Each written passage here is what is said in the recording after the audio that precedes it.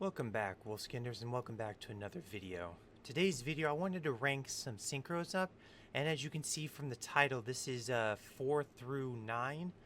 These are just happen to be the ones in the NR4 ones that I was able to find, and so I thought this be a good. I thought this be kind of fun to do, is to go from one rank to another. So let's do the starting one, and we're gonna go with Cupid Pitcher.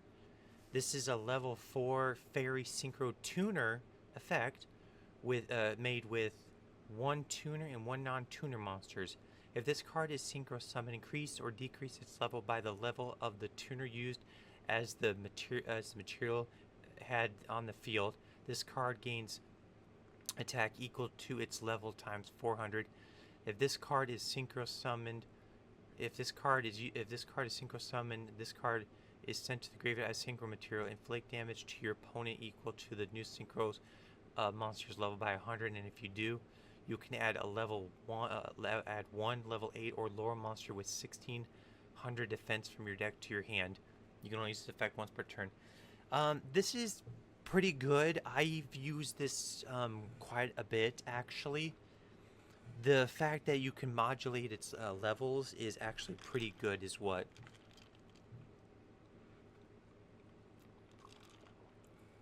Is actually pretty good. Depending on, since it is a level 4, you're most likely making this with a level 1 or 2 synchro, and it's just a little bit hard. But if you can boost it up depending on which way you want to go, this is really good. And the fact that you can get a burn damage, hey, a little bit of extra chip damage is pretty fine. The level 8 or lower monsters with 1600 defense, there are a couple of Cupid monsters that work with this that you could do, but you're probably, I don't really know what the best search target is for this, but I'm sure there's something out there that could realistically work with this. So I just thought this would be a good one for the starting point. Next we have is Magical Android, a level 5 Psychic Synchro. Made with one tuner and one non-tuner monsters, and it says during your once per turn during your end phase, gain 600 life points for each psychic monster you control. It comes in handy. It's mostly used for its being a beat stick. If you don't really have a level 5 synchro, you know, for being 2400 attack, that's still pretty good. I mean, it's not the greatest, but it's still pretty good. And the fact that no matter your end phase, you're always going to gain 600 life points, you know, that could really be useful for something you're trying to do. So maybe you're spending a lot of life points and you just want to get a little bit left over if you're working with a lot of psychic monsters. But like I said, I've used this just for its being a beat stick and for the and then just being a little bit of HP, so that way I don't end up getting killed on the turn. Next we have is Stardust Charge Warrior, level 6, a warrior, and it requires one tuner and one non-tuner monsters. If this card is synchro summoned, you can draw one card. You can only use this effect once per turn. And this other effect can attack all special summon monsters your opponent controls once each. Being that it is a 2000 attack beat stick, it's not really gonna. You're really not gonna go over that. You're mostly using this for the draw.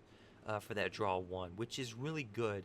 I use this in a Blackwing Synchro deck that I'm working on, that you guys have probably seen.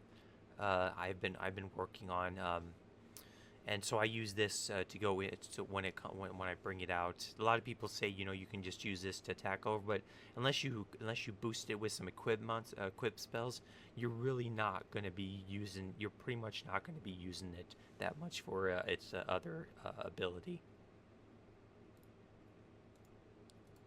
Next we have is Gaia Blazing the Force of the Sun, a level 7 Pyro, one tuner, one non-tuner monsters. If this card is destroyed. If this attacking card destroys an opponent's monster by battle, can make a secondary attack. Once per turn at the end of the battle phase, you can target one fire monster in your graveyard up to the number of monsters this card destroys by battle this turn, add them to your hand. Um, the secondary attack is really good. That's pretty much its main focus, is that it's a secondary attack. It being a 2600 attack, that's not bad. A level 7 is still awkward.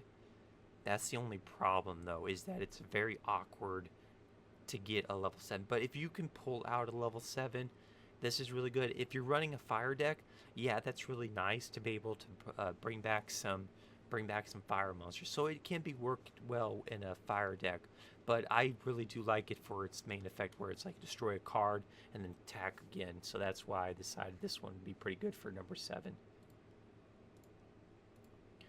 And for number 8, for the 8th one, we have Enlightened Paladin, a level 8 Synchro spellcaster, one tuner, plus 1 non-tuner monsters. If this card is Synchro summoned using Magician Pendulum monster as material, you can target 1 spell card in your graveyard, add it to your hand. You can only use that effect once per turn. If this card destroys a monster by battle, you can inflict damage to your opponent equal to that monster's original attack. I've used it just for its Flare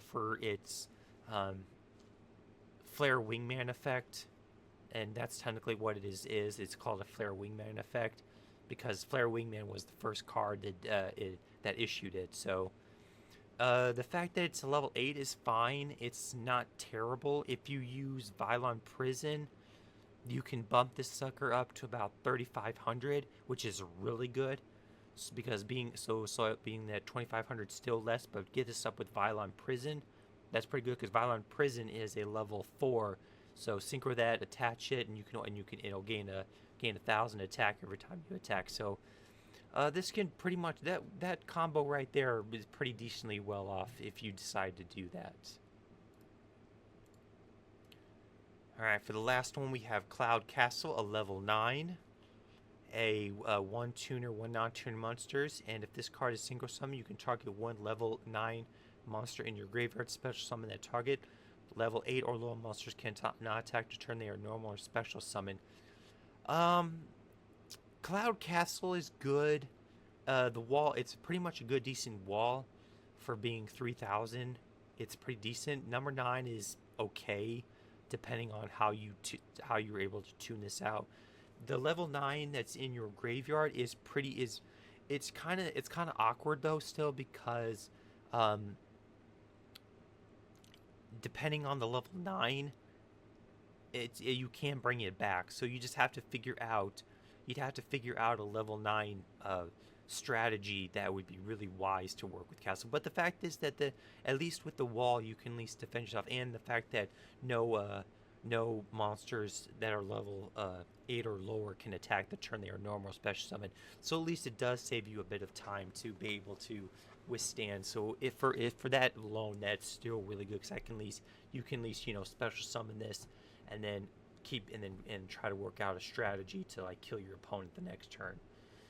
But those were the cards from level 4 to 9. I just thought that would be kind of a nice little video to showcase these guys. If I find any more, I will let you guys know. So you guys take care, be well, be safe, have fun. Bye everyone.